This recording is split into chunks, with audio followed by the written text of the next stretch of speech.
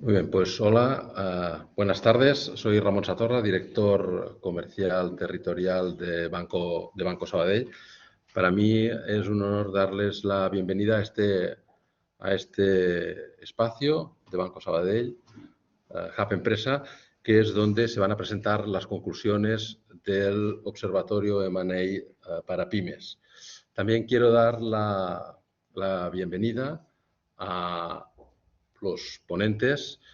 Por un lado estará la Fundación de Estudios Bursátiles y Financieros, estará el Instituto Valenciano para el Estudio de la Empresa Familiar, Livingston Partners y GB Consultores. Es muy oportuno que una jornada como esta que vamos a tener ahora, este rato que vamos a estar juntos, pues lo realicemos en un espacio como este, ¿no? Un espacio pensado precisamente para el desarrollo y la interacción de relaciones entre empresas, empresarios y profesionales.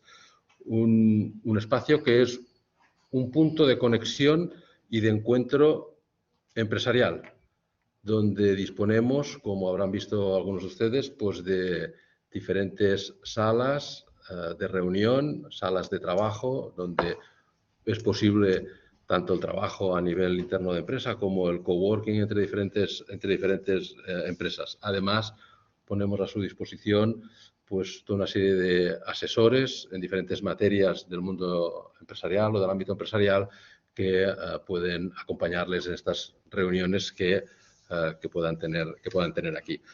Hub Empresa también realiza actividades como esta charla de hoy, como coloquios, tanto en formato presencial como también en un formato, digamos, digital o a través de webinars.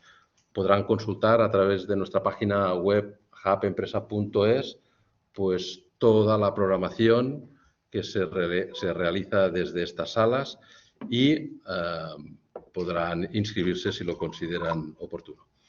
En definitiva, les doy la bienvenida a esta nuestra casa, que es vuestra casa.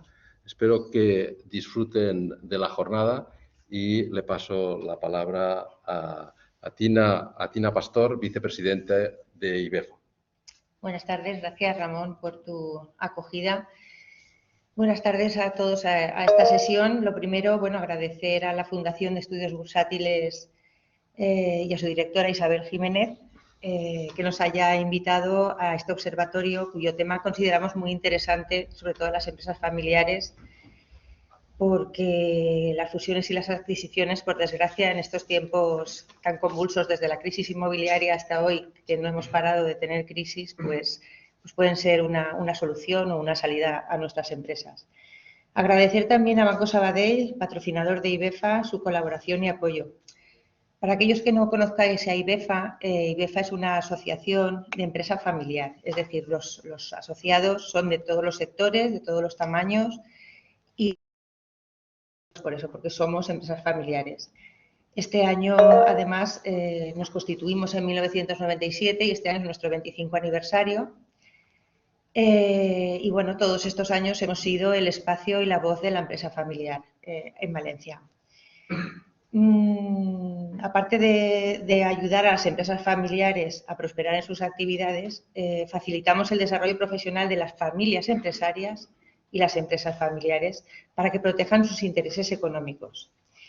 Así que esta es una de esas vías que tenemos para ayudar a las familias, pues informarnos, en este caso, a través de la tercera edición ya, ¿no?, del Observatorio del M&A para pymes y que nuestros asociados tengan conocimiento de estas actividades.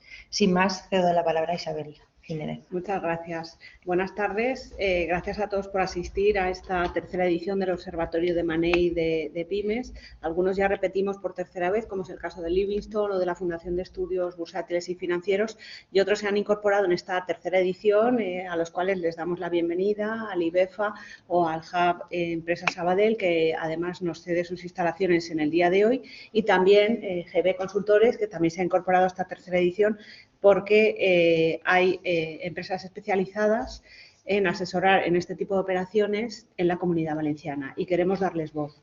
Es un momento complejo, un momento en el que ya en un principio de año complicado teníamos próximas subidas de tipos, pero ahora mismo, bueno, pues con la guerra de Ucrania, pues hay bastante miedo y, por supuesto, implicaciones para el mundo de las fusiones y adquisiciones.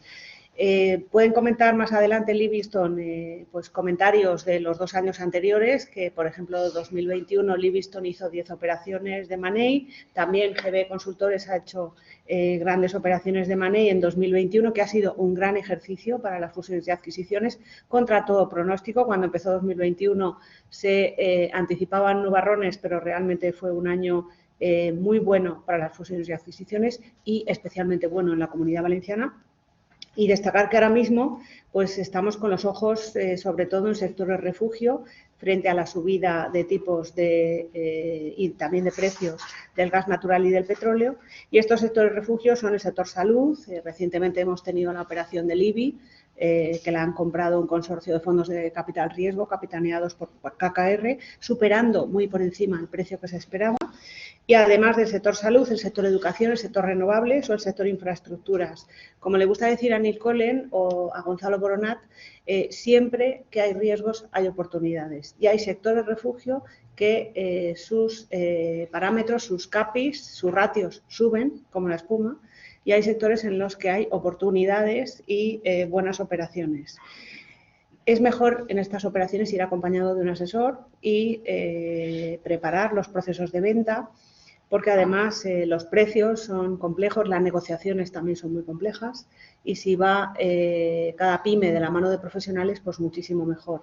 El objetivo de este observatorio, y por eso vamos de la mano del Instituto Valenciano de la Empresa Familiar, el objetivo es mostrar cómo también las pymes tienen protagonismo en estas operaciones. No se trata solo de operaciones del IBEX 35 o operaciones de la bolsa, sino que también las pequeñas y medianas empresas protagonizan estas operaciones y las empresas familiares también necesitan ese asesoramiento especializado, necesitan conocer ante un entorno de incertidumbre como el que estamos, cómo moverse, en qué precios trabajar y conocer también interlocutores que les puedan acompañar en este camino, que no es fácil, pero con un buen asesoramiento pues el resultado sin duda será mucho mejor.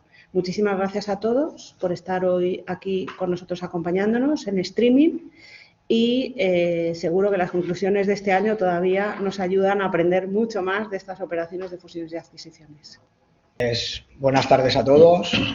Yo soy Juan Boló, soy el director de IBEFA. Bueno, en primer lugar, agradecer a la Fundación y a Isabel que hayan contado conmigo para moderar esta mesa redonda, que espero hacerlo lo mejor posible porque estamos más acostumbrados a hablar puramente de empresa familiar y no de un entorno de fusión y adquisiciones. Pero para que no se note mucho que no soy experto en la materia, pues nos acompañan 3 grandes profesionales que paso a leeros brevemente parte de su currículum. Neil Collen, británico de nacionalidad, lleva más de 25 años viviendo en España. En 2004 fundó una boutique que pasó a denominarse Livingston Partners en 2007. Tiene 24 años de experiencia en M&A.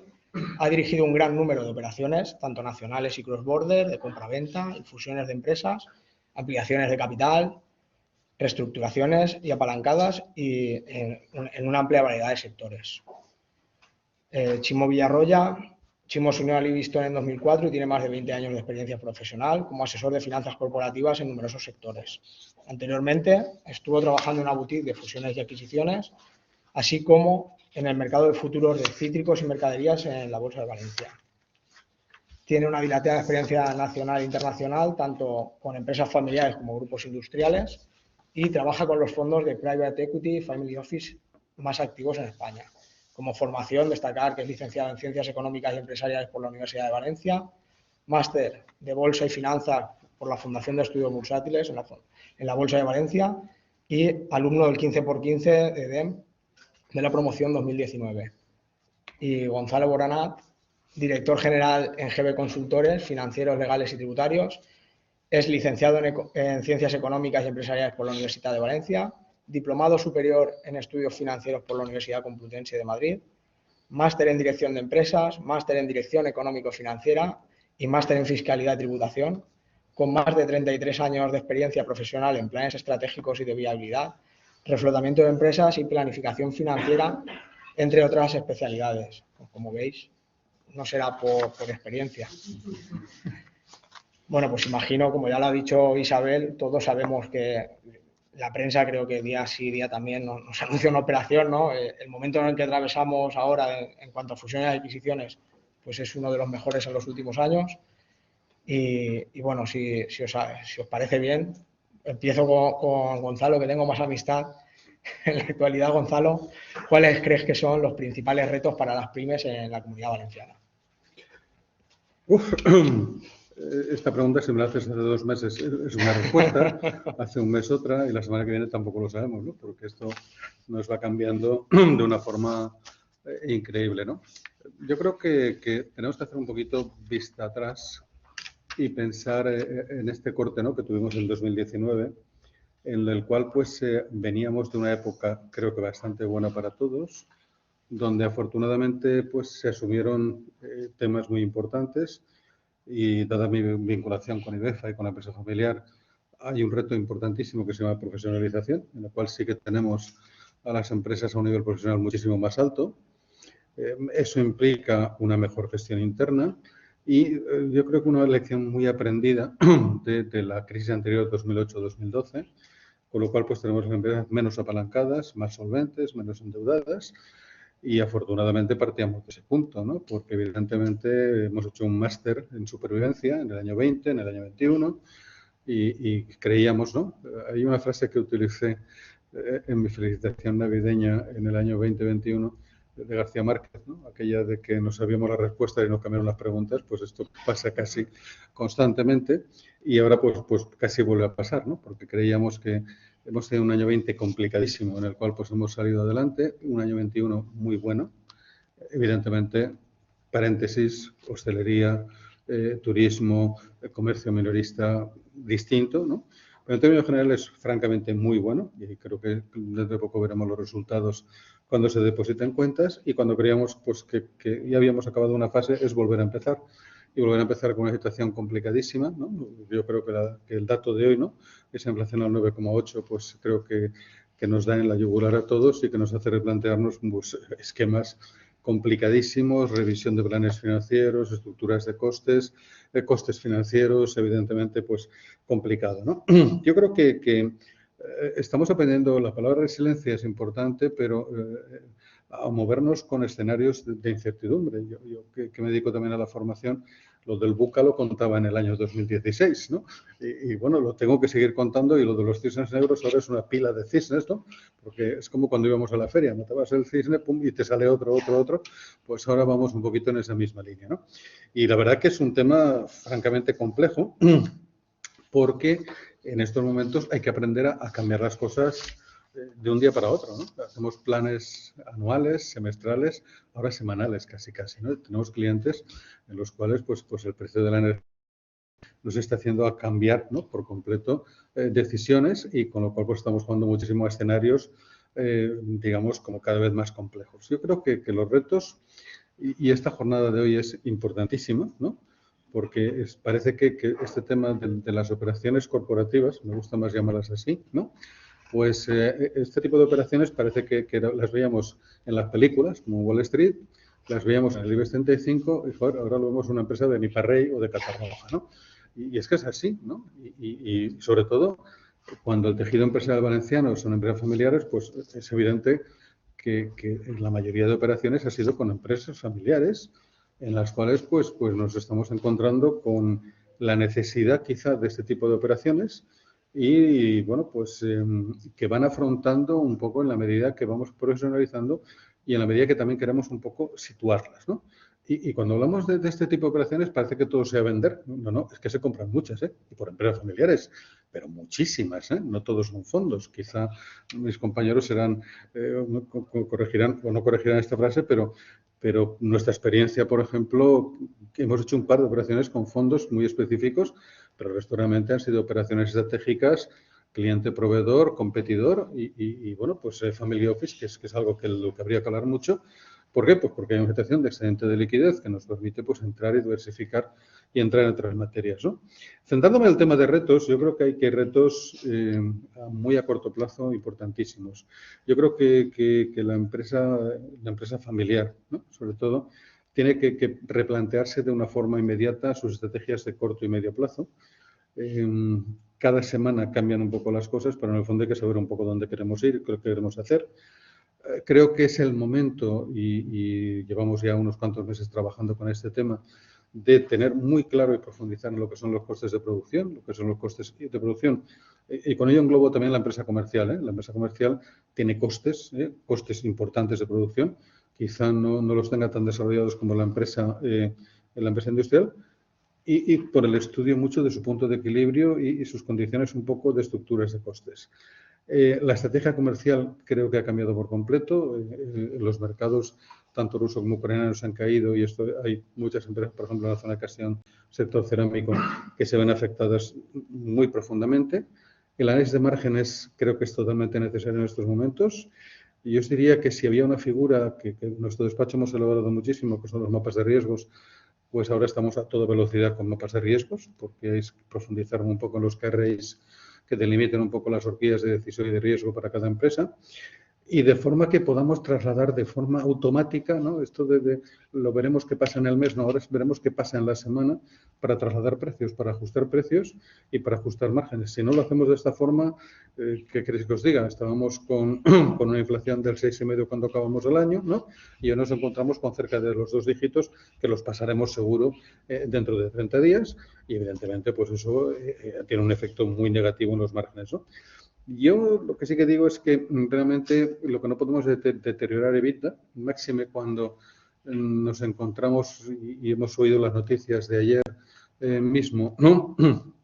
En cuanto a lo que sería el tema del vencimiento próximo de operaciones ICO, y eso pues aunque nos pilla la empresa con un apalancamiento financiero mejor, pues va a llevarnos adelante en unas operaciones clarísimas que tiene que afrontar la empresa y la empresa familiar en profundidad, que son las operaciones de reestructuración, ¿no?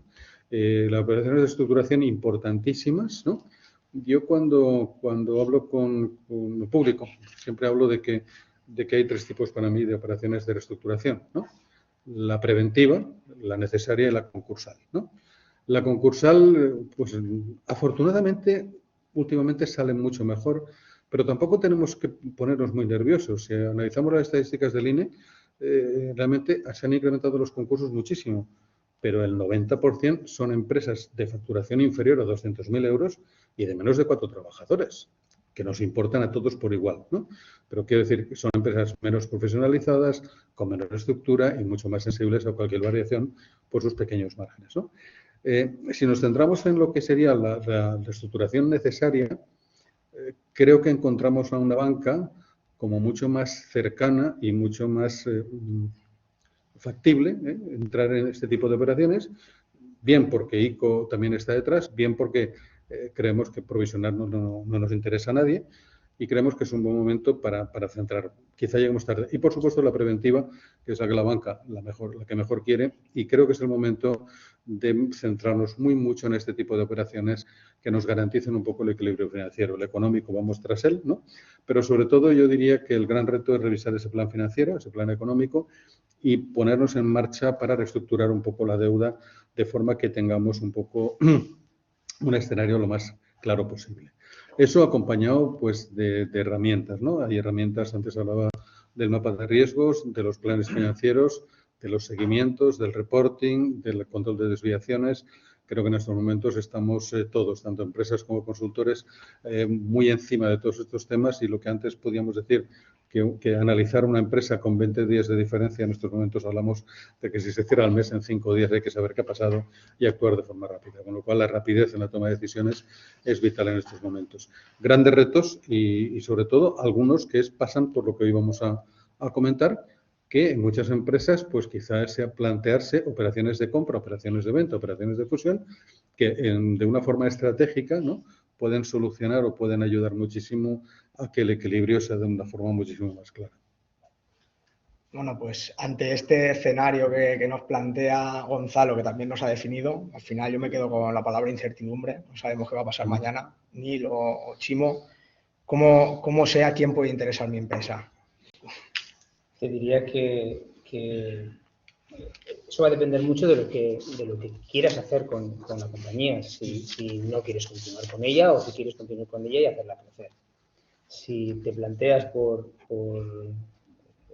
hablando de la empresa familiar, la venta de la compañía por problemas de sucesión familiar, que es una realidad constante en nuestra comunidad porque hay mucha empresa familiar, pues tienes que ver cómo es tu empresa y a quién le puede encajar. Hay compañías grandes, grupos industriales grandes que están buscando el producto que tú puedes tener, los canales que tú puedes tener que ellos no tienen, los servicios que tú tienes, la zona geográfica en la que estás y pensar en ese tipo de comprador más grande, grupo industrial, que crece no de un modo orgánico solo, comiéndose cuota de mercado poco a poco, sino a base de bocados, comprando otras compañías, que es sin duda la forma más grande, más rápida de crecer. Pero si lo que quieres no es vender tu compañía, sino hacerla crecer con ayuda de alguien, una alternativa son los fondos de capital riesgo, que te van a ayudar no solo desde el punto de vista financiero, sino también desde el punto de vista de consejo de administración, estrategia, experiencia de haberlo hecho en otras ocasiones. Y para eso, es verdad que tampoco cualquier compañía encaja. Los fondos de capital estándar buscan empresas, por supuesto, en rentabilidad, que tengan un tamaño mínimo, te diría, que con EBITDA por encima de 2 millones de euros. ¿Vale? Cada vez van bajando más el listón, porque se encuentran muchas oportunidades pequeñas que pueden crecer mucho, pero por lo general 2 millones es un poco el nivel más bajo que están buscando. Que tengan un plan de crecimiento, porque los fondos no van a dirigir la compañía y van a inventarse qué hacer con ella. Necesitan equipos que les vayan a potenciar y un plan de crecimiento dibujado por ese equipo para hacerlas crecer. Es verdad que puedes encontrar, si tienes un problema en tu empresa, o puedes necesitar otro tipo de fondos de distrés que vayan a aprovechar determinadas cosas buenas que tengan en tu compañía, que tú ya no tengas la capacidad de hacerlo porque no puedas acceder a la financiación normal. Y ellos sí que se la puedan jugar. Y luego, en los inversores financieros que comentaba, puedes encontrarte los fondos de capital riesgo normales o los family office que comentaba antes Gonzalo, que son más largoplacistas, que no necesitan crecimientos tan potentes, tan claros como necesita un fondo de capital riesgo, porque no tienen la necesidad de desinvertir tan rápido como tiene un fondo de capital riesgo estándar. Y son de alguna manera más tranquilos. ¿Vale? Entonces, ¿qué es lo que le puede interesar a alguien de una empresa? Pues depende totalmente de lo que quieras hacer tú con la compañía. Y antes hablábamos de que no hay que pensar solamente que la solución o que las operaciones corporativas vayan a pasar por venderse.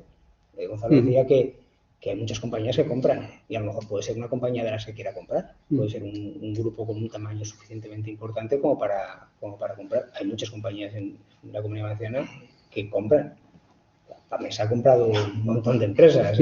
Por ejemplo, experiencia con Keraben, que han comprado un montón de empresas. Hay un montón de sectores que no hacen más que comprar, ¿no? Muchas veces es verdad que compran una vez han tenido dentro un fondo de capital riesgo, que lo que quieres hacer ese crecimiento rápido, pero no hace falta que sea así. Puedes encontrar empresas muy grandes sin fondos de capital riesgo dentro que quieran crecer comprando, ¿no? como te decía el caso de Pamés. Sí, en el sector tecnológico también hemos tenido hace poquito movimiento dentro de la capital. No sé si quieres aportar algo más, Gonzalo. O... No, totalmente de acuerdo. Si en el fondo, y fíjate, tampoco compañías tan grandes. Yo creo que hay que dividir o centrar un poquito lo que es el comprador estratégico y el financiero, ¿no? Que es lo que comentabas. Sí. Y efectivamente, dentro del estratégico hay compañías no tan grandes que están comprándote al proveedor o al distribuidor, ¿no? Porque necesitan un poco tener la tranquilidad. Hacia atrás o hacia adelante. Exacto. Entonces, o al competidor, que también lo hemos visto. Sí.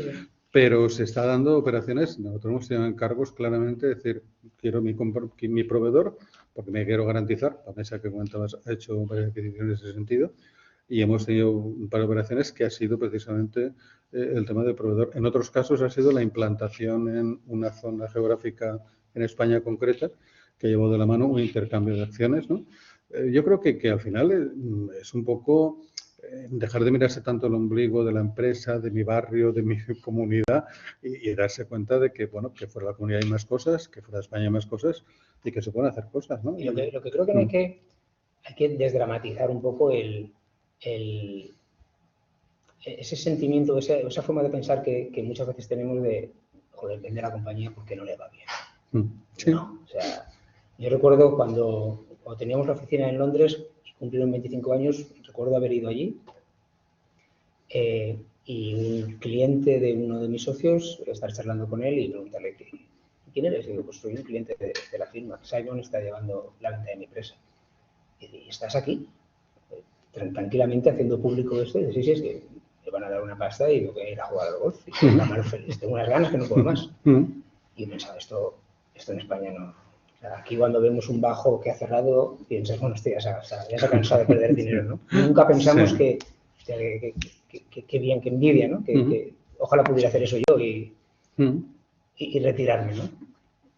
Es verdad que en las empresas familiares el continuar con la compañía en la familia es algo muy potente, pero no tiene por qué ser, en mi opinión, la única solución. Y si te fijas en estos momentos de incertidumbre que hemos tenido, en aquellas compañías que no hay sucesión, es cuando se ha producido este tema. Y además ha pasado mucho. Las otras operaciones que hemos tenido encima de la mesa han sido claramente por una falta de continuidad. Yo te diría que han habido dos tipos. Falta de continuidad, no hay sucesión, y con lo cual lo mejor es vender para hacer lo que quieras, crear un family office y luego volver invirtiendo, o incluso compañías que para continuar con un crecimiento orgánico han tenido que dar un salto para operaciones de inversión fuertes, ¿no? Nos hemos encontrado con alguien que dice es que para seguir hacia adelante hay que meter aquí 5 millones. Y con 65 años no me veo para meterlos, ¿no? Con lo cual se ha buscado un compañero de viaje para poder hacer la operación, te has quedado como minoritario, pero sí que persigues la continuidad. Y nosotros en IBEFA hemos tenido programas de continuidad y les llamábamos familia, digamos, la natural o familia de acogida, ¿no? Porque al final lo que necesitas es un poco que la continuidad de la firma. El sentimiento de continuidad lo tienen clarísimo, pero no necesariamente ya tiene que ser con miembros de la familia, sino que puede ser un poquito de la mano con otros terceros.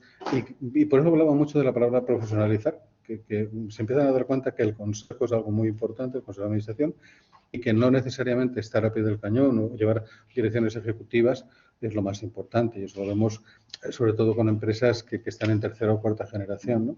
Yo te diría que en el caso de IBEFA nos encontramos mucho la falta de protocolo de sucesión hace que muchas operaciones de estas se hagan, además de una forma un tanto mejorable, ¿eh?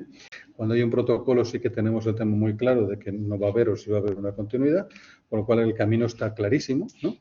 Pero que cuando no lo hay, pues sí que se producen operaciones de las que vemos, ¿no? Que si realmente se deshace todo y que realmente pues, las cosas no se hagan, pero en efecto vamos un poquito en esa misma línea. Esta mañana estábamos en el despacho con un potencial cliente, era el director general, es el director general de una compañía, él no es accionista de la compañía tiene cuatro familias socias al 25%, no hay ninguno de los hijos de los fundadores dirigiendo la empresa, la dirige él, están en puestos muy secundarios, terciarios, y este hombre se está planteando, con el apoyo de un fondo de capital riesgo, hacer una oferta a la compañía, tiene un plan, la compañía hoy por hoy con sus accionistas no quiere asumir ese riesgo, no quiere seguir metiendo dinero.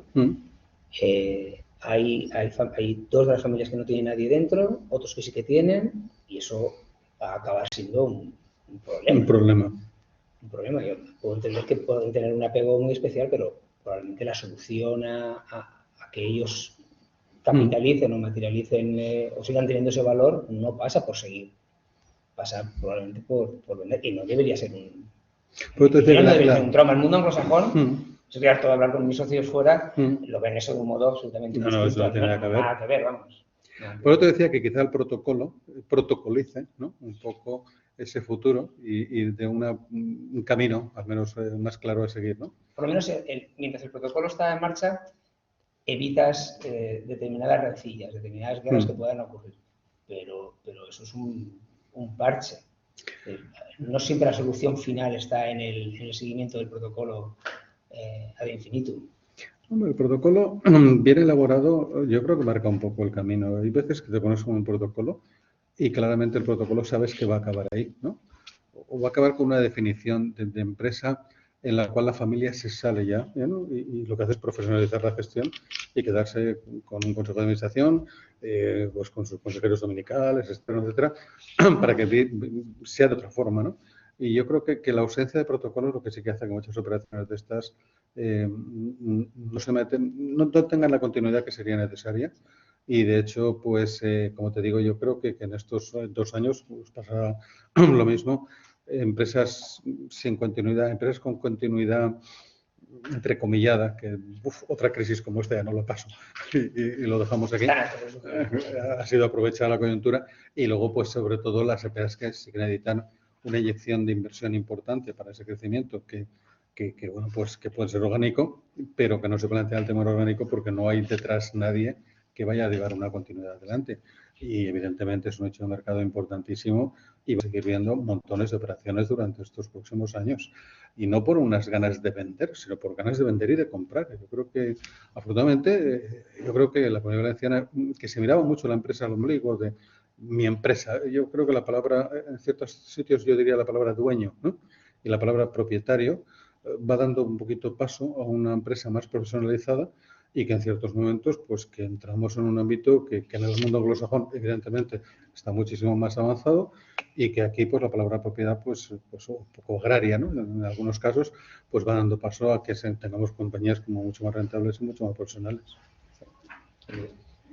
Neil, por darte paso también y escucharte un también. poquito. Por empezar, ¿no? Es que creo que hemos ido un poco de la pregunta que es ¿cómo le puede interesar a mi empresa? He dicho, pues, protocolo familiar, no sé qué, hemos ido, pero sí, dentro de esto, arranco ahí. ¿Cómo lo sabes? Pues depende de tu sector, depende si tú puedes observar concentración en tu sector, depende si tu empresa va bien, depende si tienes proyecto de futuro. Y si alguien ha hecho una operación en el sector ya, casi seguro te puedes garantizar que alguien más quiere hacer otro. Porque normalmente cuando se vende una empresa hay 3, 4 grupos interesados y solo uno compra. Entonces hay otros 2 o 3 que se han quedado en el altar diciendo, ¿y la novia dónde está? Entonces, con todos estos elementos, yo diré que con buena trayectoria, esto es lo que es, si nos dice a nosotros qué queremos en un cliente, porque nosotros queremos clientes que son interesantes para vender, es que tiene un equipo directivo, estoy totalmente de acuerdo, no un amo, y que el amo no quiere irse, porque entonces ya se complica, que tiene un equipo directivo, tiene un espacio en un mercado, que este mercado está creciendo y que hay claras sinergias sobre la concentración. Y él puede liderar esta concentración con un grupo detrás, pero que si hay sinergias en lo que es la propia fusión, y el caso de Cerámico es clarísimo, de eso, por eso está ganando tamaño en el sector, pero en tecnología es exactamente igual. Compro una tecnología, no lo compro solo para que lo pueda seguir haciendo en el mismo sitio, lo hago porque tengo una red de ventas más amplio, tengo otras tecnologías que la gente que yo estoy comprando puede ofrecerle más producto. Pues estas son las cosas que son interesantes. Y el otro es que hay sectores que se ponen de moda. Y entonces no hay ninguna lógica porque todo el mundo quiere hacerlo ahora, salvo que mi competidor acaba de hacerlo, de lo cual yo también quiero. Y si echas un vistazo a los grupos financieros, 3/4 de lo mismo. Si hay uno haciendo una operación agraria, ya tenemos todos metidos. Si hay otros que están en el sector médico, ya en el IBI es el último ejemplo enorme aquí.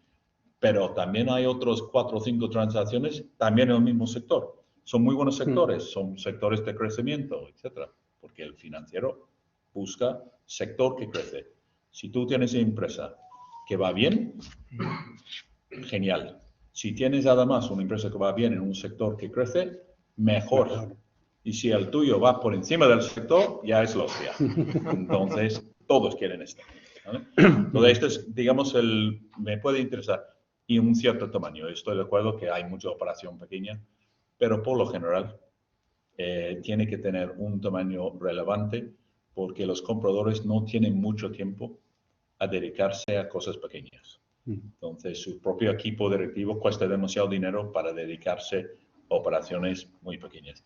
Hay excepciones, sector limpieza, donde gente tipo ISS hicieron 120 adquisiciones uno tras otro, porque era comprar pequeños grupos de limpieza, dar el producto para limpieza, un modelo de seguir y ya está. Pero en general, salvo modelos así, normalmente que tienes un equipo directivo que pueda ayudar. Pero creo que vamos a ver más operaciones, o sea, vamos a ver muchas operaciones de compañías con EBITDAs en torno al 1 millón, que no son atractivas para los fondos de capital riesgo por tamaño, pero creo que van a serlo para family office, etcétera. El cambio de la fiscalidad de las SICAV, etcétera, va a hacer que tengan que buscar caminos distintos donde invertir y a través de club deals o algunas otras fórmulas, search funds, etcétera, operaciones más pequeñas de compañías que pueden crecer, que como son más pequeñas tienes más riesgo porque son más, tienen los pies no tan potentes, pero creo que vamos a ver más operaciones de ese estilo. Totalmente de acuerdo, ¿eh? Yo sí que lo veo. Sobre todo Family Office, que sí que está buscando operaciones de ese tamaño, donde sí que han hecho caja quizá por la venta de su empresa, ahora están diversificando y entrando en ese tipo de compañías. Sí, sin duda. Y los padres no saben qué hacer con los hijos.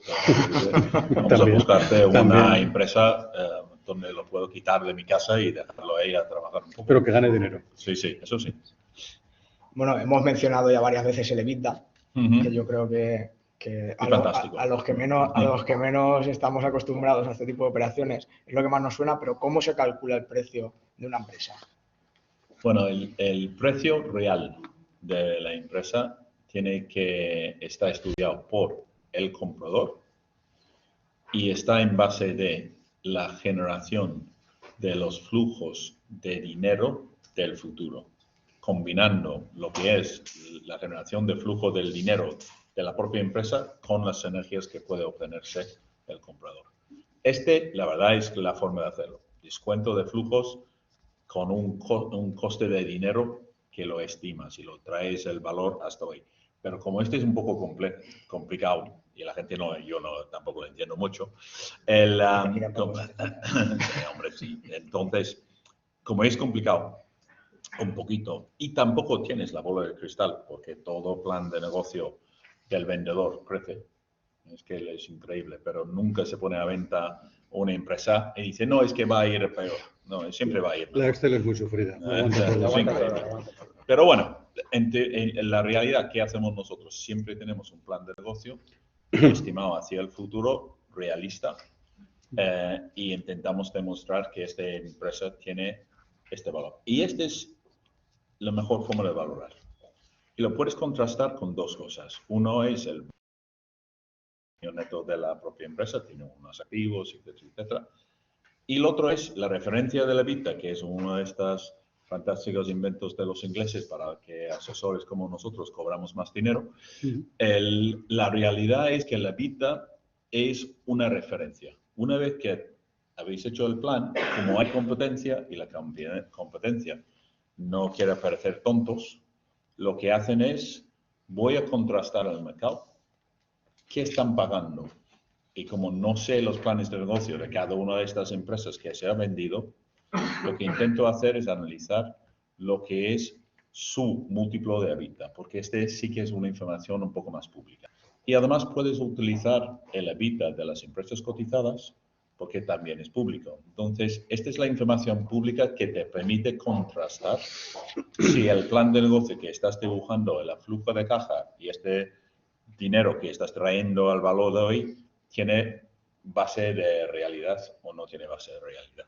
Por eso se utilizan, tienen los tres métodos y muchas veces métodos mixtos, porque dentro de una empresa familiar hay de todo, muchas veces. Y aquí en la Comunidad Valenciana, seguro que hay todo. Tienes todas las naves en propiedad, ¿vale? Porque si puedes comprar el río, es la primera cosa que la gente hace aquí, ¿eh? Que es el opuesto de todos los ingleses, que nosotros no queremos tener ladrillo porque no saca rentabilidad con la máquina. Entonces, muchas veces tienes cosas que están dentro de la sociedad que no son operativas. Entonces, si no son operativas, tienes que poner un valor a esto fuera de lo que es el valor intrínseco de la empresa más industrial o operativa, digamos.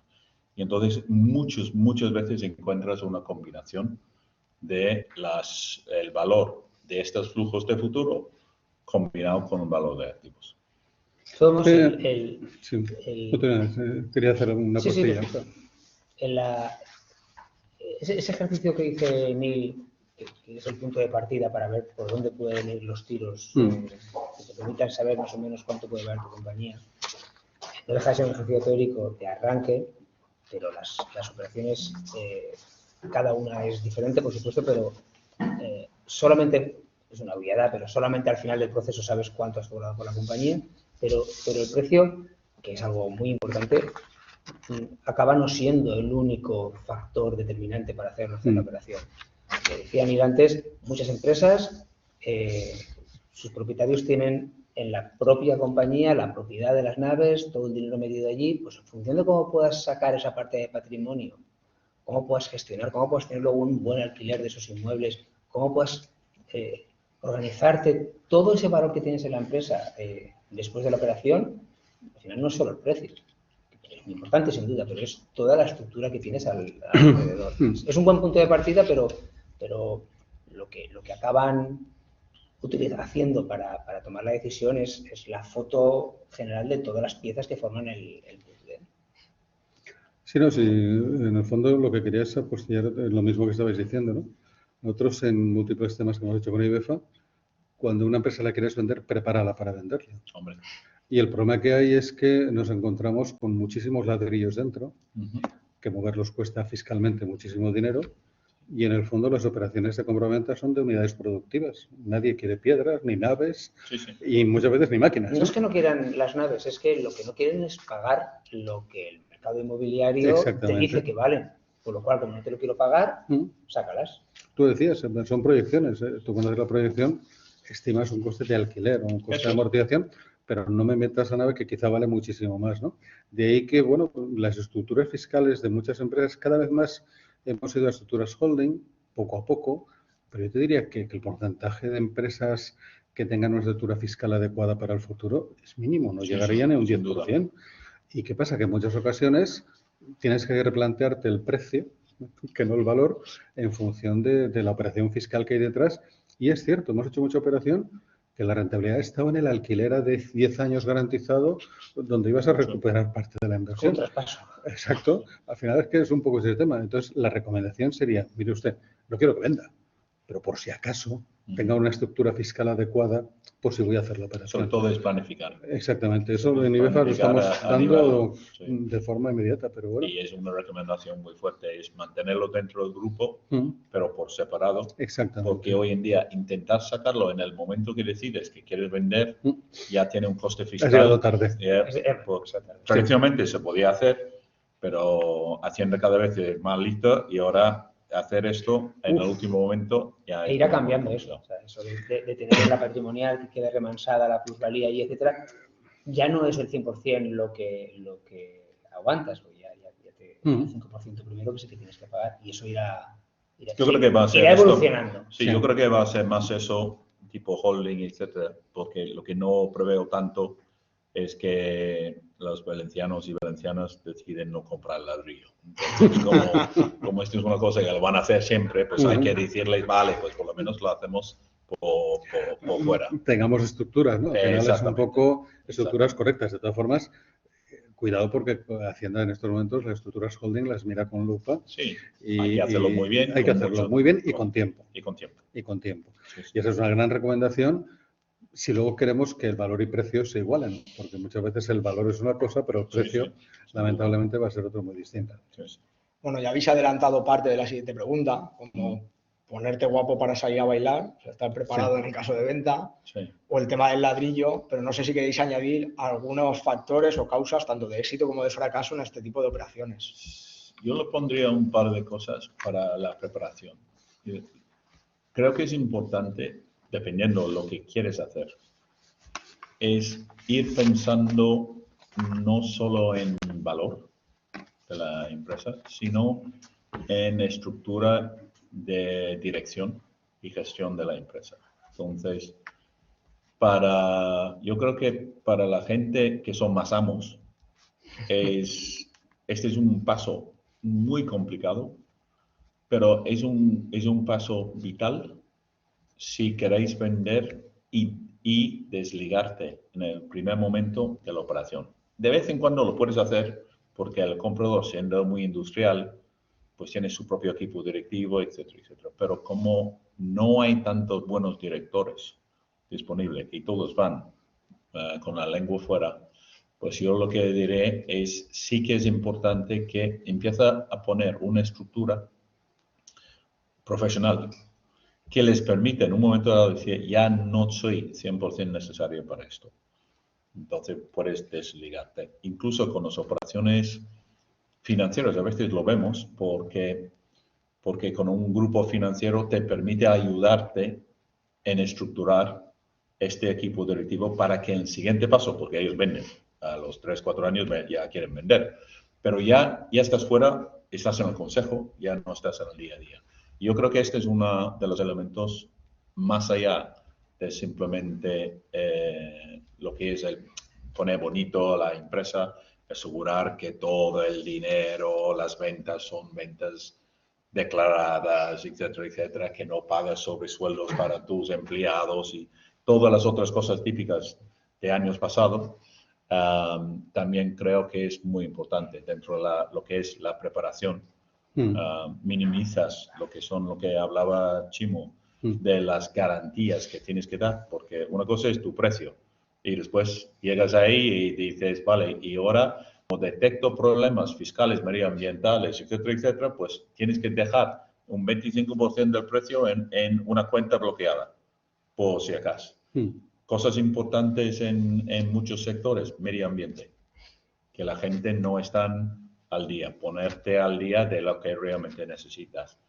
¿Tienes licencia de actividad? Es increíble la cantidad de veces que encontramos una empresa en el proceso de venta y dice que no tengo la licencia. Yo hablo con el ayuntamiento, he hablado, pero... Sí, exactamente. No te lo vas a creer. Nosotros en una operación... Sí, me lo voy a creer. El gran problema es que había amianto en la cubierta. Sí. No, yo lo... Y eso fue, bueno, una discusión importantísima, y que es caro. Sí, es carísimo quitarlo. Y el otro gran punto hoy en día es protección de datos, que nadie tiene ni idea de lo que es, ni idea de cómo afrontarlo, pero mi recomendación es que también trabajan sobre ello con profesionales, asesores profesionales, porque si no lo tienes hecho, los potenciales riesgos y multas son tan elevadas, aunque nunca en la práctica se va a poner una multa tan elevada, pero se asusta, el comprador se asusta, siempre. Es esquizofrénico total. Entonces, empieza enamorando el posible empresa. Este es lo que yo quiero, pongo el mejor precio y todo el resto. En el momento que tú dices que sí, dices, ¿por qué? ¿Por qué me vendes? Y empieza a buscar los motivos detrás de este posible. Y entonces tiene mucho miedo en estos procesos. Y el due diligence, cuando repasan toda la información, siempre salen cosas. El secreto es intentar decir, si me voy a vender, intento hacer mi propio mini repaso de todo para que salga lo más limpio posible. Si los compradores son internacionales, como decía Neil, están mirando mucho tema medioambiental. Aquí estamos más acostumbrados a, bueno, pues a sumar riesgo, ¿no? Un comprador financiero o un comprador internacional, industrial, no asume ningún riesgo de ese estilo. Hay una concienciación fuerte ahora con todo el tema de los criterios SG y compañía, y creo, pero está incipiente todavía. Yo creo que vamos a vivir un año donde este tema le vamos a prestar muchísima atención y que en cierta forma tenga un buen control. Pero sobre la frase, Neil, que decías, creo que uno de los temas importantes es la DD, ¿no? Nosotros aconsejamos incluso hacer una DD previa para ver todo lo que pueda llegar a salir, porque, claro, el EBITDA normalizado es un gran problema y viene derivado de todo ese proceso. Sí. Y sí que, bueno, pues muchas veces recomendamos cuando notamos, ¿no?, que hay ciertas divergencias importantes, contingencias fiscales, contingencias laborales, contingencias de precios, de contratación, ¿no? Pues sí que hacer una DD previa porque así vamos autoajustando el tema y que luego la diferencia entre la vida pactada en una LOI o que tengamos después en cuanto a vida normalizado que sea lo mejor posible. Y yo te diría que para mí ese es un tema clave y luego la negociación del documento de garantías y responsabilidades, ¿no? Sí, sí. Ese es Sí. vital. Son vasos comunicantes. Exactamente. Y eso al final es la operación, ¿no? Sí, Creo sí. que después Sí, de yo la fase tenía en previa. las notas apuntado es haber hecho bien los deberes durante la fase de análisis de la oportunidad desde el punto de vista del M&A y sobre todo durante la due diligence, que es crítico. Ser Si autocrítico. eso se hace bien, la probabilidad de éxito se reduce un montón. Es total. Sí, lo que pasa es que fíjate, es cuando vas a vender, ponte en plan comprador. Claro. Para ¿Qué ver pedirías realmente. tú, ¿no? ¿Qué pedirías tú? Exacto. Hacemos un poquito ese examen, ¿no? Y nos damos cuenta de que lo que valía 1, pues a lo mejor vale 0,25. Si empezamos a restar, ¿no? Y que el vendedor lo vea. Y como comprador, pues evidentemente vas con esa voracidad, ¿no? Para realmente ir buscando las cosas más Para importantes. eso nos contratan. Pero también creo que, porque la pregunta también dice, ¿cuáles son los riesgos, etcétera? Pues riesgos importantes en un proceso, confidencialidad. Sí. Los riesgos que tienes en un proceso es encuentran una de estas cosas. El riesgo es que no vendes bien, no tienes claro la dirección de la empresa, no has hecho un plan estratégico. Tú dices un día, te levantas y dices, estoy hasta y me voy a vender la empresa ahí. Sí. No, hay que hacer este trabajo previo. De hecho, nosotros muchas veces con nuestros clientes, digamos, la parte más importante es la parte previa, porque el resto es proceso. Es detectar los compradores interesados, que es previa, preparar este plan de negocio a 5 años, porque es lo que ellos van a utilizar para ver si realmente genera beneficios futuros y caja futuro, para poner un valor hoy, detectar estas potenciales contingencias y subsanarla en la medida de lo posible, ver si está adecuado, ver si tengo toda la familia cobrando sueldos y ninguno trabaja en la familia, en la empresa, quitámoslas, o coches, etcétera, etcétera. Pues toda esta parte de preparación lo que te hace es, te permite controlar el proceso. Porque uno de los otros riesgos dentro de lo que estás diciendo es que se rompe el control. Si tú eres vendiendo tu empresa, es muy importante que los tempos lo llevéis vosotros, no el comprador. Y el comprador va a intentar hacer todo lo contrario. Va a intentar convencerte. Primero, dame exclusividad ya, porque soy tu comprador. Y de repente es increíble cómo se alargan los tiempos y que no, dame otro mes de exclusividad que no ha terminado de ver, no sé qué. No, el plan es, para minimizar los riesgos, es tener todas las preguntas que tú crees que va a tener el comprador preparado. Todas las contestaciones preparadas. Que el plan está criticado por el asesor que te ayuda a prepararlo. Y cuando sales hablando con más que uno y mantienes la presión competitiva durante el proceso. Si combinas todas estas cosas, minimizas mucho los riesgos. Bueno, hemos estado hablando desde el principio que es un momento de mucha actividad y bueno, vemos en prensa todas las semanas una nueva operación, pero ¿cuál creéis que en la situación actual, tanto de fusiones como adquisiciones en España, sobre todo en la Comunidad Valenciana, yo añadiría que ahora con el momento que vivimos, ¿no?, en la comunidad, que parece un polo de inversión, Volkswagen ha dicho que va a montar una factoría aquí, y ¿cómo veis el estado actual y a futuro de estas operaciones? Yo creo que hemos tenido suerte de que la pandemia ha llegado en un momento en que los fondos de capital riesgo tenían muchísimo dinero bajo gestión. Y los gestores de los fondos de capital riesgo tienen mucho dinero bajo gestión y tienen que devolver a sus fondistas más dinero del que les han dejado, después de haber invertido y desinvertido, tienen mucha presión inversora. El COVID ha hecho mucho daño a algunos sectores, a algunas compañías, eso es así, ¿no? Pero han habido otras que han disfrutado de ser sector refugio. determinadas cosas, ¿no? Sí, tecnología. Tecnología, Porque, materiales de construcción, todo el mundo se parte de baño y ese tipo de cosas Sí, sí. que determinadas empresas han funcionado muy bien, ¿no? Entonces, el sector de Alemania está muy caliente porque, primero, insisto, hay mucho dinero bajo gestión, hay compañías que han salido muy bien, mucha presión inversora. Y eso es sensible también a los grandes grupos industriales que al final compiten contra los fondos en muchas de las operaciones. Entonces, dicho eso, mucha nube, la gente no sabe ahora.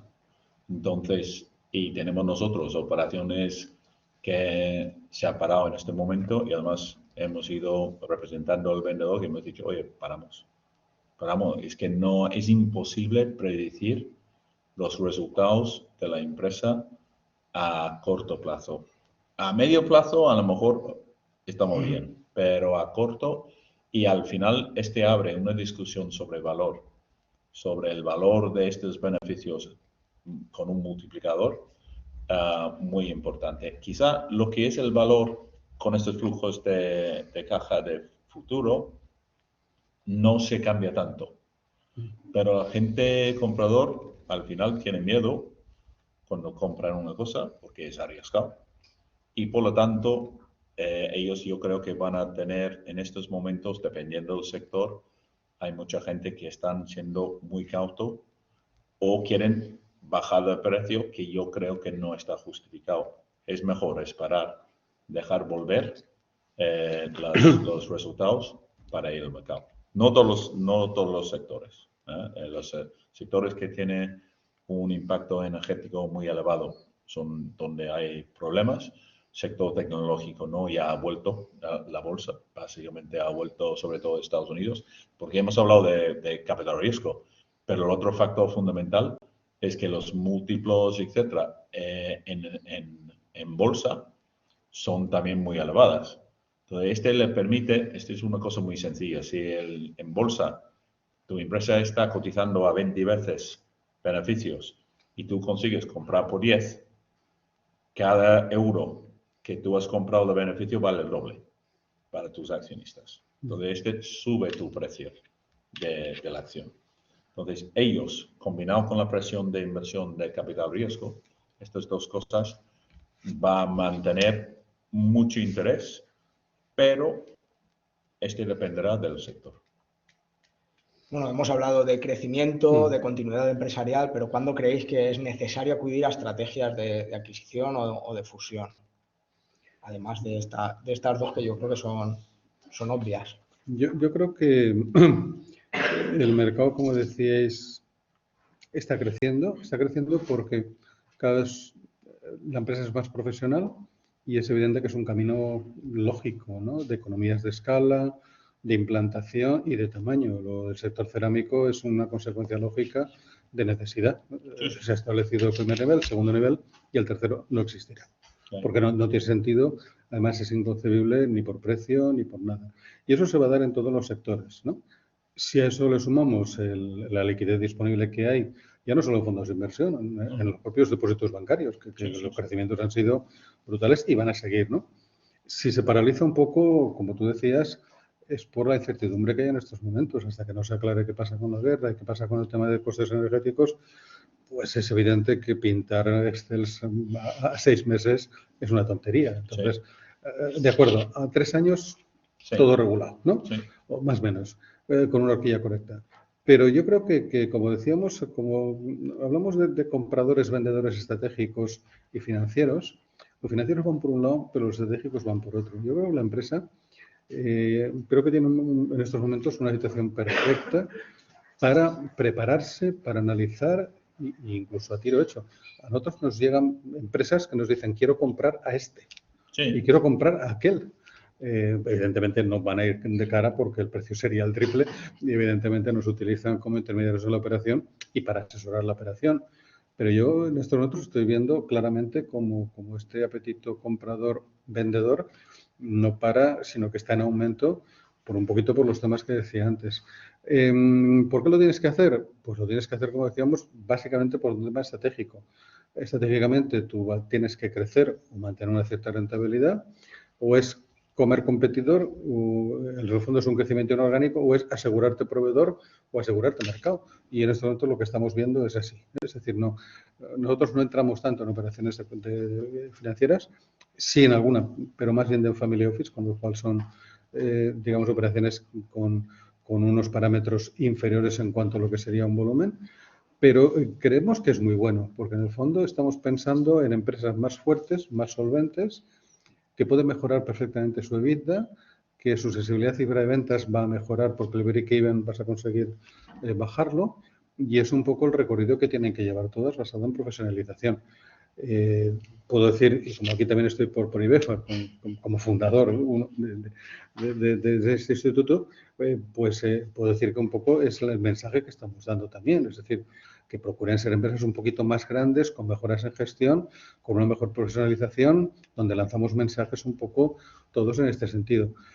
Sí que, y con esto creo que es bueno que lo digamos, que se asesoren bien por profesionales, porque esto no es una operación de comisión, esto es una operación de trabajo donde hay que entrar claramente a preparar la operación, analizar la operación, simular la operación y a partir de ahí ponerla en marcha. Y sí que somos conscientes de que pues hay un mundo, ¿no?, por ahí de la comisión que vive, pues que al final pues malea un poco este tipo de operaciones, que son operaciones muy serias, muy profesionales y con unos procesos muy controlados, pero también muy complejos, que hay que saber muy bien, tanto la parte financiera, la parte legal, que no hemos hablado de ella, pero importantísimo, donde los documentos son vitales, ¿no?, por las consecuencias que pueden llegar a tener, y que nos tomemos estas operaciones muy en serio, ¿no? ¿Que vamos a crecer con esto? Por supuestísimo. Yo creo que en todos los sectores, hay sectores ahora donde se está demandando por crecimiento estratégico, pero otros por necesidad clara de crecimiento en cuanto a la propia estrategia empresarial.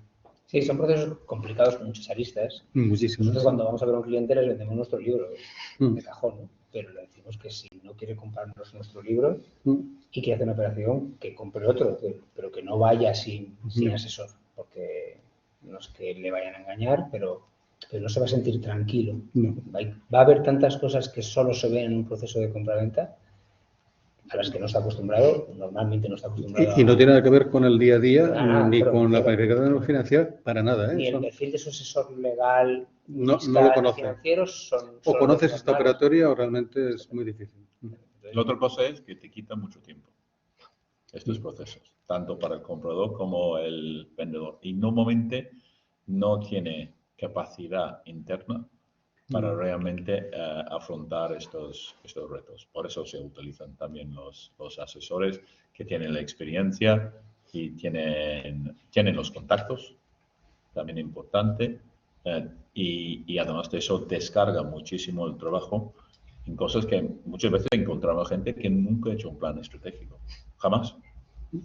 Que sus decisiones, oye, y chapo por la familia, pues oye, con la paella del domingo vamos a entrar en Rusia, por ejemplo, fracaso, ahora mismo, pero vamos a entrar en Rusia, vamos a entrar en Inglaterra. ¿Hay alguien que habla inglés? Pues tú, a Inglaterra. Entonces, pero, ¿por qué? Porque su instinto tiene razón. Él sabe que tiene que salir, ella sabe que tiene que ir a Estados Unidos, etc. Entonces, lo que hacemos nosotros es ayudarles a poner en un plan mucho más riguroso, tanto estratégico como financiero. Y muchas veces lo que encontramos es cuando analizamos de verdad sus números, lo hacemos abrir los ojos y a veces nuestros clientes deciden no vender porque digo, hostia, es que yo puedo ir por ahí, no lo he pensado, que puedo ir por ahí. Y este puede ser genial, pues oye, que no se vende. Nosotros estamos aquí, hemos hecho operaciones con clientes que llevaban 8 y 10 años con nosotros, volviendo a hablar, contrastar, etcétera, que no es el momento normal, y al final tienen la confianza en nosotros para cuando deciden vender, nos utilizan, ¿no? Entonces yo creo que todo esto son elementos. Y yo creo que la ley de la concentración en casi todos los sectores es una realidad. La concentración puede venir perfectamente por crecimiento orgánico, si puedes. Pero si no, es difícil que o lo hagas sin comprar. El ejemplo que acabo de decir de Estados Unidos. Tenemos amigos que han ido a Estados Unidos para montar su delegación, etcétera, etcétera. Pues es muy complicado. Es un mercado diferente, es una cultura diferente. Los profesionales son diferentes. Los clientes piden una cosa totalmente diferente. Entonces, una cosa es exportar tu producto y otra cosa es aterrizar en el país. Y cuando tienes que aterrizar en el país, siendo Francia, Alemania, Inglaterra o Estados Unidos o Asia, lo que es la compra de una empresa, la compra de profesionales de la cultura y los contactos reales que tienen ellos, es una solución de crecimiento más rápido y también más seguro. Y más rentable casi siempre. Sí, sí. Bueno, hemos visto que podemos encontrar socios, sobre todo de tipo financiero o industriales. ¿Y qué diferenciales encontráis cuando os ponéis a trabajar con ellos? Pues nada que ver uno con otro. O sea, no buscan lo mismo, no... Claro, has de pensar que lo que busca un inversor financiero es comprar una cosa a un determinado precio, hacerla crecer y venderla más cara, ¿vale? Entonces lo que busca es una base capaz que tenga un tamaño, que tenga unas determinadas características que encajen con un plan para que crezca, ¿vale? Incluso con gente que, como decíamos antes, que haya un equipo que sea capaz de hacerla crecer. Un grupo industrial, lo que puede estar buscando una compañía puede no tener nada que ver con eso, simplemente puede estar comprando, bueno, hablábamos de temas tecnológicos, pues una compañía que tenga que haya desarrollado determinado software. Y simplemente lo busca por ese producto para luego venderlo en sus clientes. Es decir, busca pues, todas estas sinergias que te puedes imaginar de comerciales, productivas, de gestión. Son compradores absolutamente distintos. Las diferencias son como... Pero yo añadiré una cosa en general, ¿no? En general, que los financieros, salvo que ya tienen alguna participada del sector de la cual se convierten en industriales, no quieren mandar en la gestión. Pueden tener mayoría, pero no quieren mandar porque ellos saben que no saben. El industrial al final quiere mandar, ¿vale? Y por lo tanto, cuando alguien, normalmente por sinergias, etcétera, el industrial a veces se puede generar mejor precio que el financiero, pero la diferencia fundamental es que a nuestros clientes cuando se vende, yo he dicho, jamás te quedas en minoría con un industrial. Jamás. Porque incluso siendo buena gente, porque a lo mejor ellos deciden que lo que quieren hacer es dedicar al crecimiento con mucha inversión en I+D, mucha inversión en marketing, etcétera, que a la super larga puede ser muy rentable, pero a tu visión de, oye, dame un dividendo, o si tengo una estructura que me vas a pagar el último tramo en función de beneficios futuros, si ellos están dedicando recursos y reduciendo beneficio a corto para maximizar beneficios aquí a largo plazo, tienes un conflicto servido. Entonces, lo importante normalmente para una empresa que piensa en vender es financiero, mando yo, si quiero, y el industrial manda él. De la cual, si voy a ir con el industrial, que mi salida es una salida muy clara, previamente pactada, y tengo ventanas de salida ya acordadas. Que se pueden regular con un pacto de socios, sí. realmente regulas un poquito esos temas. Sí, el propio totalmente, contrato de compra-venta. lo tienes claro. Con la venta de una operación de venta a un industrial, como lo normal y el consejo que siempre damos es véndelo todo y no te quedes mucho menos en minoría, tu operación es esa es la que tienes que hacer bien, porque no va a haber otra. Puede haber algún pago aplazado, etc. Sí, pero los pagos de los años. Pero esa es la buena, ¿vale? Si te compra o invierte en ti, en tu proyecto, un fondo de capital riesgo, tu operación de verdad buena es la salida posterior cuando eso haya crecido. No te bajes los pantalones más de lo que toque ahora, simplemente para tener el fondo que quieres tener, porque hay que hacerlo bien, ¿no? Más ahí sueles ligar precio con EBITDA futuro. Exactamente. Y al final tienes siempre un controller interno, que es lo que te ponen. Realmente la gestión es tuya y te ponen el controller para sobre todo el industrial. reportar. Pero el financiero, nosotros honestamente, últimamente, los grupos financieros ni ponen control financiero. Ellos lo que quieren es el pack de información al mes. Eso sí, bien hecho. Si tienes, que tenemos algunos queridos clientes que la primera cosa que tiene que hacer es cambiar el director financiero porque no entiende nada, pero este es diferente. Si tienes un buen director financiero, se queda. Trabaja bien, ellos dicen, dame en este formato la información y esto es lo que ellos quieren. Lo que ayuda mucho es en comprar, expansión internacional e identificación de buenos directivos para ayudarte en el crecimiento. Entonces, ahí está, digamos, la gracia del financiero. ¿Y qué tipologías de fondos de capital riesgo, que cada vez es más habitual hablar de ellos, encontramos en España o en concreto en la comunidad actuando ahora? De todo. De todo. Es que hay tanto dinero que ya no pueden ser generalistas tampoco. Entonces, tienes fondos especializados por sector. Tienes fondos que hacen operaciones de 1 millón a 2 millones de EBITDA. Tiene un fondo que hace de 2 a 5. Tiene otro que hace de 5 y tal. Y tiene las operaciones macro de 3.000 millones. Hacen fondos que solo hacen mayoría. Que solo hacen minoría. Que hacen las dos cosas. Que hacen también deuda. Que solo hacen deuda. Que hacen deuda y equity. Que dentro de la deuda hacen determinados tramos. O sea, que solo hacen circulante. Que hacen distress. Que hacen... Tienes de todo. Fondos de agricultura. De agricultura. Los especializados todavía estamos lejos en España. Hay algunos, pero no están especializados más por sector, más por tamaño de operación que por sector. Mientras que nosotros, por ejemplo, tenemos fondos con quien trabajamos que solo hacen operaciones en un sector. Lo tecnológico es más habitual, pero agricultura solo, packaging. Solo hago operaciones de packaging, solo hago operaciones de logística. ¿Por qué? Porque les permite a ellos mismos tener tanto conocimiento que cuando paga un precio, cuando es un plan de negocio, de verdad lo creen y lo pueden mejorar.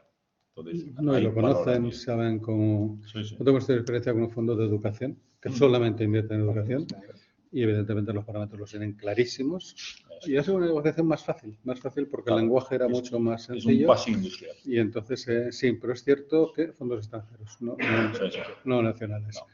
Aquí nos encontramos desde luego mucho más que con los fondos de capital riesgo, que empiezan a ver, ¿no? Y hay aquí en la comunidad pues 7, 8, ¿no? Más o menos potentes, pero realmente nosotros lo que vemos más a nivel local es family office. Realmente son los que sí que están en una vorágine inversora importante y, como digo, sí que cuando buscaríamos más el sectorial, ¿no? Sobre todo por la rapidez en la comunicación.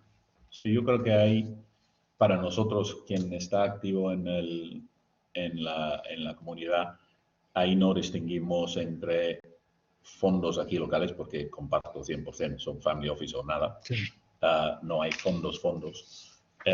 Pero sí que todos los fondos nacionales miran aquí y muchas veces fondos internacionales que también miran aquí, sobre todo estos sectoriales. Que pueden añadir valor. Bueno, hemos hablado de profesionalización, de preparar la venta, pero no sé si queréis añadir alguna precaución a tener en cuenta antes de una fusión o de una adquisición. Sí, que tu contrato de fusión o lo que sea está hecho con unos abogados que tienen mucha experiencia en estas cosas, que de verdad piensas y que tú puedes bajo la dirección de otro, porque los amos no son muy buenos para eso, y porque fusiones no son fusiones. Esto es mentira. ¿Vale? No hay fusión de no.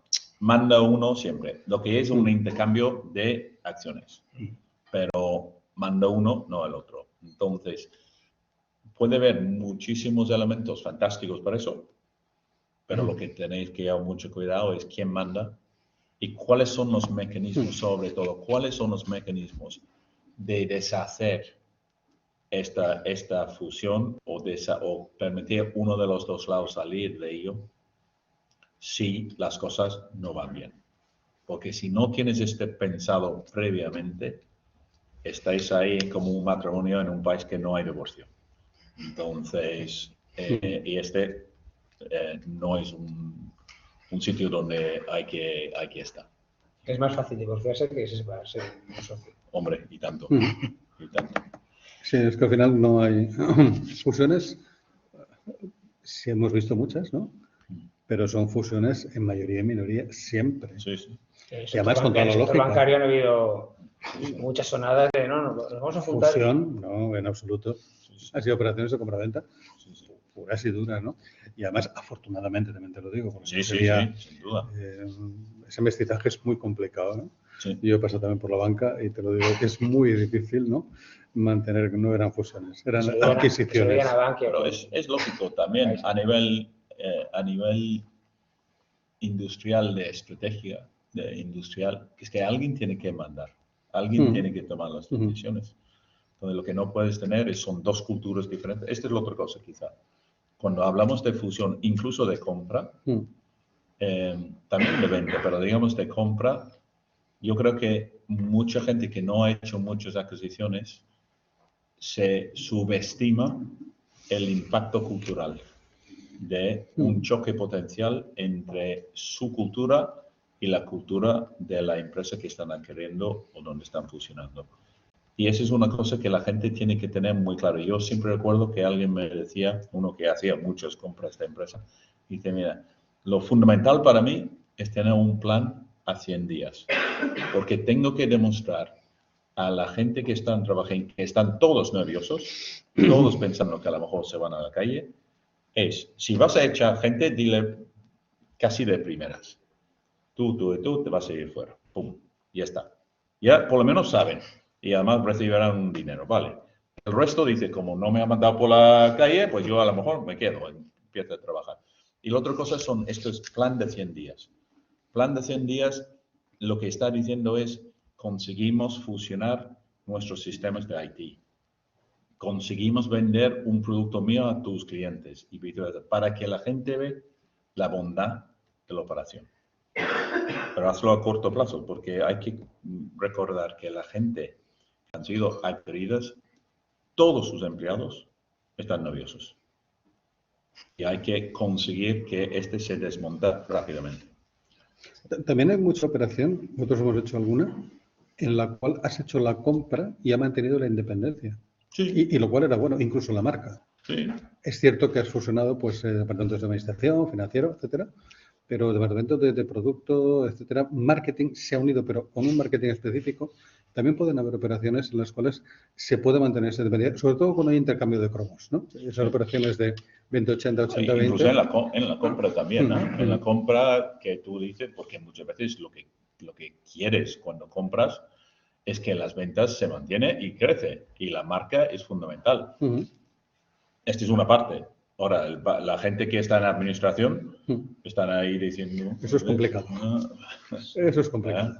No, lo que pasa es que la operación de corporativa pensamos que es el día que se firma, ¿no? Sí. Pues por fin se firma, ¿no? Somos 30 o 40 en la notaría firmando documentos, ¿no? Y además, lo digo porque esos días montamos un buen número, ¿no? Sí, es un número para verlo. Lo que sí que es cierto es que la operación no acaba ahí. No, ¿qué va? Empieza ahí. Para nosotros sí. Y recomendamos... Si tenemos suerte, salimos corriendo. Pero... Nosotros procuramos por lo menos seguir un poco más para que los acuerdos o esos documentos de garantía de responsabilidades queden un poquito plasmados, ¿no? Y en cierta forma que esa relación pues comience a funcionar un poquito. Hemos tenido alguna experiencia en las cuales nos hemos ido y aquello ha sido el rosario de la aurora y hemos preferido un poquito llevarlo adelante porque en efecto a partir de ahí hay un trabajo importantísimo de las dos sociedades, ¿no? Para llevar un poquito ese acuerdo a las últimas consecuencias. Sí, nosotros... a veces es difícil. Nosotros un poco de broma decía esto, pero también es cierto. También es verdad que tu trabajo ha terminado. No, nuestro trabajo ha terminado ahí. Entonces, lo que pasa es que recuerdo un ejemplo importante que compramos una empresa que estaba en liquidación en Burgos y yo estaba saliendo por la puerta corriendo, como te he dicho, de 400 trabajadores y digo, hostia, yo salgo de aquí y me acogió el dueño y dice, ¿dónde vas? Ven. Y yo llevaba 5 años y medio, 6 años como presidente del grupo en España, con una reestructuración brutal de la gente, con unas inversiones enormes, etcétera, de la cual yo he vivido mis carnes ser mucho más ejecutivo durante este periodo y lo que puedo decir es chapo a los industriales y los gestores en el día a día, porque yo sufrí lo que no está escrito durante este periodo de tiempo. Por eso salimos corriendo. Bueno, para ceñirnos a los tiempos, porque podríamos estar mucho más tiempo hablando del tema y creo que da mucho más, que es mucho más extenso, pero aunque ya lo hemos tocado y a modo de conclusión también nos puede servir, sí que nos gustaría, pues así para resumir, para concluir, cómo puede y debe prepararse una pyme. Hemos hablado de profesionalización, de prepararse fiscalmente y demás ante estos procesos, y qué tipo de consultores o de asesores les recomendáis, más que necesiten, yo diría que les recomendáis que vayan acompañados. Chimo nos decía, yo les cuento mi libro, pero si no compra otro, ¿qué consejos a modo de conclusión les dais a una empresa que esté pensando que va a pasar por un proceso similar o se lo plantee? Bueno, para el proceso, por supuesto, en mi opinión, y luego te lo dicen. Luego, cuando las cosas se han cerrado, te dicen, joder, nos dicen más de una vez, si no hubieras estado, esto no lo hubiéramos hecho ni de coña, vamos. Seguro que no. Siempre es así, ¿eh? Sí, es verdad. Es así. Porque se dan cuenta de lo difícil que es eso. El día que negocias tu mandato y tus fees, y, joder, tío, qué difícil, ¿no? O sea, esto es cojonudo. Cuando luego curras, lo que ganan, se lo ganan, realmente, vamos. Pero incluso hay un tema previo, ¿no? Es decir, asesores, como hemos hablado. Alguien que revisa protección de datos, alguien que hace este due diligence interno un poco, ¿qué tengo aquí que va a chilear para el posible comprador? Y esta es una fase previa, cuando vas pensando en ello. El segundo parte de ello es un asesor que tiene contactos en el sector internacional o con los financieros y que te dice, tienes que tener esta información porque si no tienes esta información, no lo vas a vender fácilmente. Y el otro que también recomiendo muchísimo es buen fiscalista y sobre todo muy buen abogado. Y especialmente el buen abogado que ha hecho muchas operaciones, porque muchas veces las operaciones se caen porque tienes un abogado no acostumbrado y se pone a la defensiva en todas las cláusulas que son más o menos anuales. Alguien que ha hecho muchas operaciones y sobre todo si es una operación internacional, que habla inglés. Pero no habla inglés un poquito, no. Habla inglés como yo. ¿Vale? Porque los contratos van a estar redactados en inglés. Y si no tienes claro, no vas a hacer la operación. Yo sobre la preparación os diría, hay veces que en IBEFA han preguntado, ¿y cuándo hay que hacer el protocolo de sucesión familiar? Y dice, coño, el día que crees la empresa. Punto, ¿no? Es lo correcto. Si lo preguntas, ya va a estar. Así es que, ¿cuándo hay que prepararse? Hombre, yo diría que no cuando la abres, pero al año siguiente, ¿no? Es decir, la mayoría de los asesores fiscales, laborales, contables, asesoran el día a día, pero no el futuro. Y quizá el formato sí que hay que prepararlo, ¿eh? Por si acaso, tanto para comprar como para vender. Es decir, lo que no puede ser que tú vendas una empresa y el fisco se quede el 50%, ¿no? Cuando puede ser cero y todo es legal. Entonces, yo diría que se preparen, es decir, que busquen al asesor que les diga, oye, si un día de mañana yo quisiera vender, ¿cuál sería mi estructura? ¿Cómo tendría que plantear el tema? ¿Cuál sería mi organización? Para ir preparándola poco a poco y, como decíamos hace un momento, pues sí, ese cumplimiento normativo, ¿no? De todos los temas que tenemos, ese DD que le pasemos antes el dedo para ver un poco cómo está la empresa, yo creo que sería algo vital, ¿no? Pero sobre todo que tenga una buena estructura, ¿eh? Hemos hablado del fiscalista, no un fiscalista de IVA trimestral, sino un fiscalista de planificación fiscal, ¿no? Pero tanto de socios como de empresa. Y hay veces que tenemos, nosotros nos encontramos demasiado, nuestro despacho lleva fiscalidad con clientes, pero cuando tenemos estas operaciones nos encontramos claramente con que se ha hecho fiscalidad muy del día a día, no una fiscalidad preparada al medio plazo y no una fiscalidad preparada para poder planificar fiscalmente esos temas. Impuestos y sin planificación. Exactamente. Entonces, ¿qué pasa? Pues te encuentras con sociedades patrimoniales que dices, Dios mío, ¿quién ha montado esto? Cuando, no, es que tengo una persona jornada completa, coño, para una nave y un piso. Es que no se justifica por ninguna parte. Claro que va a tener ahí una contingencia fiscal brutal, ¿no? Entonces, que se analice de una forma clara, no vayas a pagar aquí todo lo que tenías que haber pagado antes, ¿no? Entonces, preparar la empresa para la venta, por supuestísimo, ¿no? Y cuando vayas a comprar lo mismo, pero al revés. Es decir, que a veces siempre estamos hablando de vender, que todo no es vender, ¿eh? No, Que no. hay mucha cosa que vas a comprar y aquí entramos en la misma dinámica por las dos.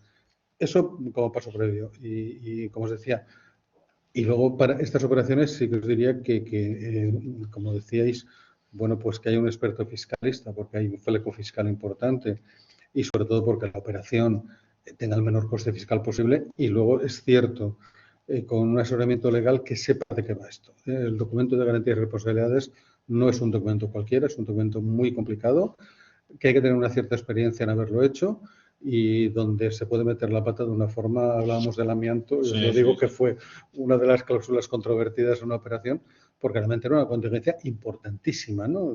Inclusive, bueno, pues puedo contar de que Tesorería de la Seguridad Social, enfermedades de la plantilla de los últimos 5 años, no os lo podéis poner. Sinceramente, hicimos una operación. Las contingencias fiscales, las contingencias ligadas a incumplimientos medioambientales, las sanciones son... Exactamente, entonces te lo digo porque... Entonces, yo creo que con eso sí que podemos tenerlo preparado para hacer o no hacer. Ya veremos si hacemos o no hacemos. Lo normal va a ser hacer. Y va a ser hacer porque uno de los problemas de las empresas de la Comunidad Valenciana es su tamaño.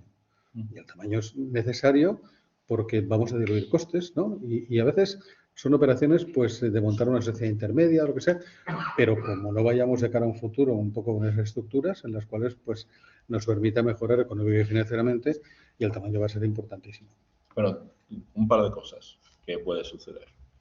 El primero es, como hemos dicho al principio, debido a las circunstancias, el dueño se levanta y dice, estoy hasta los huevos, ¿vale? Vendo.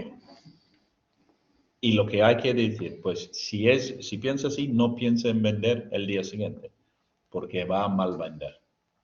Entonces, lo que sí que es muy importante es que esta gente que decide, que quiere, este tiempo de planificación es importante, que tiene rodeado de gente que ha hecho antes, que es muy importante, porque que tienes tu abogado de turno, tu director financiero, y dice, esto lo hago yo, y nunca he hecho una operación, la probabilidad de fracaso es muy alto. Entonces, gente con demostrada experiencia en hacerlo, y por favor confía en ellos. Que si te dicen que tienes que esperar 2 o 3 meses para ordenar las cosas, que se espera los 2 o 3 meses. Porque la gente que llevamos muchos años en esto, estamos aquí porque hemos generado una reputación en el mercado, una confianza en el mercado. Si lo haces mal, te quitan. Entonces, como todos los negocios. Entonces, nosotros estamos, después de 30 años haciendo esto, precisamente porque lo hacemos medianamente bien.